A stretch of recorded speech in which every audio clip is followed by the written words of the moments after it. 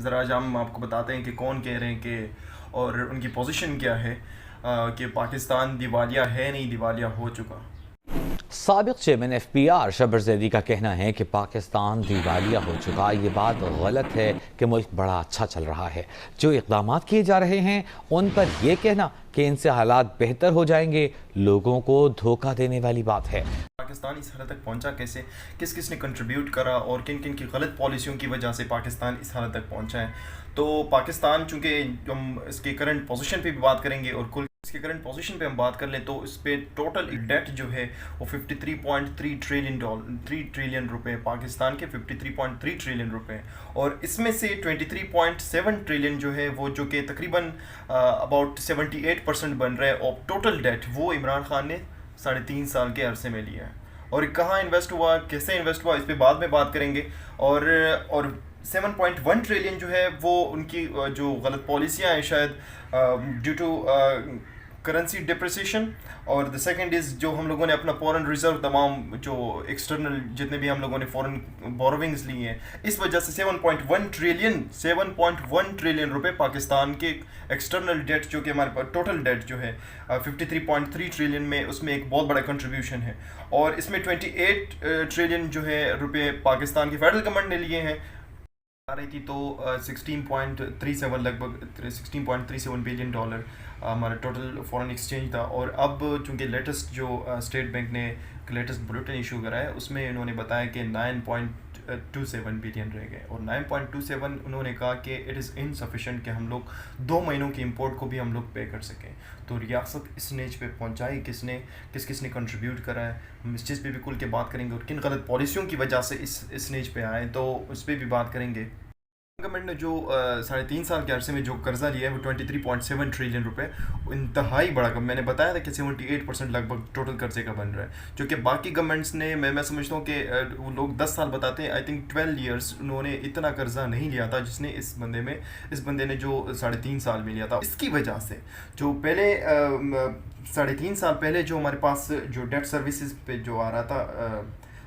یعنی اگر سادہ الفاظ میں آپ کو بتا دوں لیمن لینگویج میں، جو سود ہم دے رہے تھے وہ 1.5 ٹریلین تھا، اور اب ہمارے پاس ہے عمران گورنمنٹ کے بعد 3.2 ٹریلین سے بھی بڑھ گیا ہے۔ تو وہ مطلب اس کے بعد وہ حساب دیں گے جو انہوں نے ٹپیکل بینکرز رکھے ہیں، وہ شوکت ترین اور جو باقی انہوں نے رکھے تھے، اب ان کے پاس کیا پالیسیز ہیں، کیا وہ شو کریں گے، وہ آپ لوگوں کے سامنے تھا، کس طرح انہوں نے ریاستی اکانومی کو ڈیوسٹیٹ کرا اور اس کے بعد چلے گئے، اور الٹا ریاست پہ مطلب یہ الزام دے رہے ہیں کہ اسٹیبلشمنٹ پہ کہ مطلب ہمیں بھگایا گیا اور کس طرح ہمیں ذلیل کیا گیا، ہمیں اپنی جو پالیسیز ہم نے بنائی تھی وہ ہمیں امپلیمنٹ نہیں کرنے دیا گیا۔ پہلے جو آئی ایم ایف کا پاکستان پہ قرض ہے وہ 740 ارب روپے تھا، اب جا کے جب 3.5 سال انہوں نے گزارے تو یہ قرضہ جا کے 1.4 کرب روپے تک پہنچ گئے، اور جو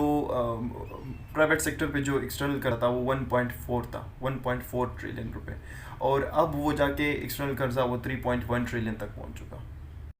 مطلب میڈیا پہ اور ویریس فورمز پہ، ٹویٹر پہ میں موسٹلی دیکھتا ہوں ان کو، تو وہ کہتے ہیں کہ بھئی ہم لوگوں نے اسٹاک ایکسچینج کو پتہ نہیں کتنا امپروو کرا اور کتنے انڈیکسز ہم لوگوں نے امپروو کرا۔ اسٹاک ایکسچینج پہ اس کے ٹائم میں، اس کی گورنمنٹ میں، پی ٹی آئی کی گورنمنٹ میں، عمران کی گورنمنٹ میں 312% ایکسٹرنل جو ڈیٹ تھا وہ انکریز ہوا، 1.4 ٹریلین تک وہ قرضہ آیا ہے۔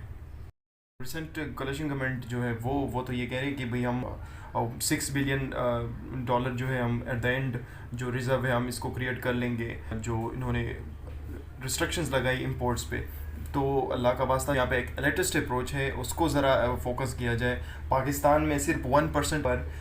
4.7 بلین ڈالر ہر سال خرچ ہوتا ہے، وہ اب اپنے جتنے بھی ایم این ایز اور پارلیمنٹیرینز ہیں اس کو 500 ہر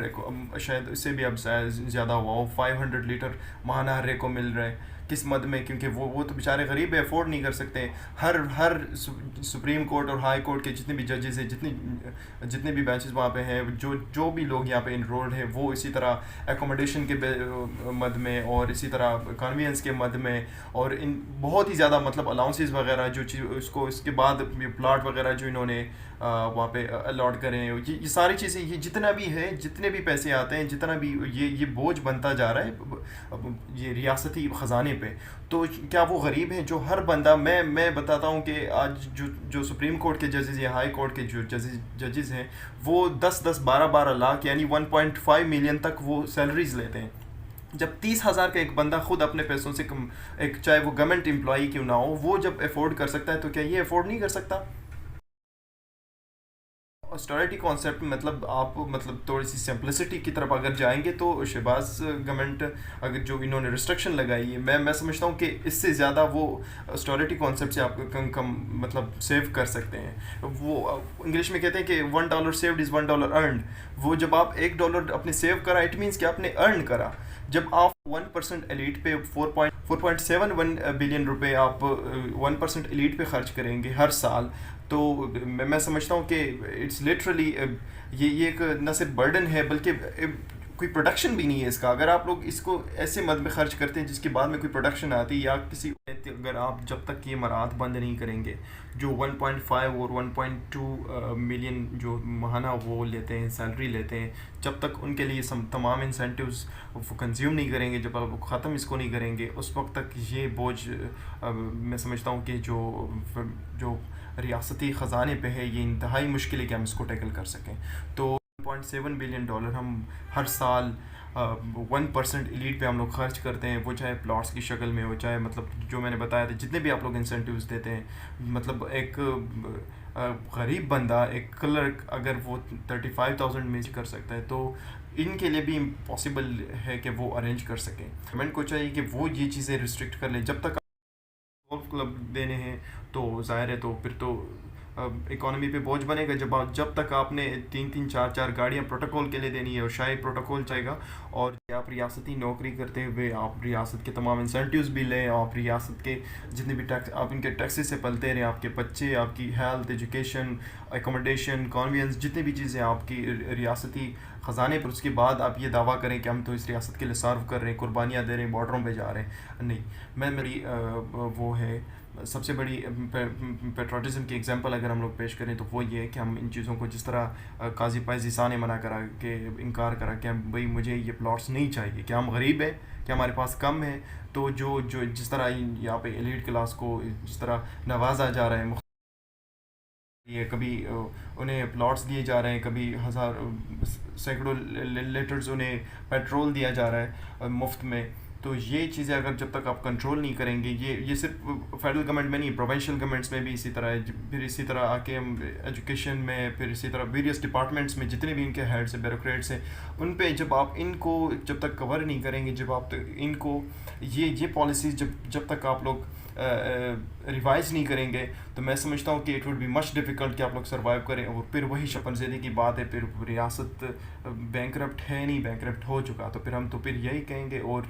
जो इन्होंने तस्दीक कर दी, जो कि एक, अब अगर किसी अपोजिशन के बंदे ने कहा होता, या किसी दूसरे ऐसे बंदे ने कहा होता जो इनके गवर्नमेंट में ना होता, एक बंदा खुद एग्जीक्यूटिव पोजीशन पे गवर्नमेंट में है, उन्होंने ख़ुद इस चीज़ की तस्दीक कर दी कि भाई पाकिस्तान का बैंकरप्ट है नहीं, बैंकरप्ट हो चुका। तो मैं समझता हूँ कि